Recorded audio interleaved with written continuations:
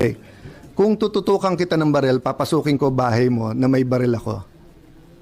Nag-warning shot ka, pinutukan kita pabalik. Is it not an attack? Sorry but I don't think there's any question. The Senate is under attack, was under attack. All of you, your lives were in danger last night. So I know it's your job to ask a question, but you will tell me, pagka may nagpaputok na warning, hindi under attack yun? My God. We're a democracy. This is the Senate of the Philippines. Please naman. Di ba? Yeah. What do you think happens when there's no democracy? Who's the first casualty? The media.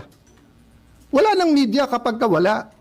Di ba? Pag sinabing kami muna nagpaputok, umatras sila, or security guard ng GSIS yun, di sabihin nyo, baka ito ay gawa-gawa lang, baka ito ay drama.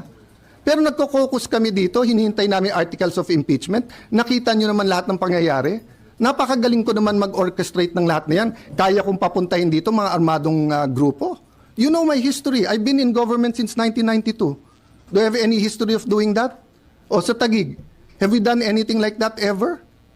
No, so, excuse me, I mean, I'm not taking offense at the question, but, you know, if you have any doubt, you're doubting our democracy, you're not doubting my statements. Ko lang, sir. Yung kalaban po, pwede na natin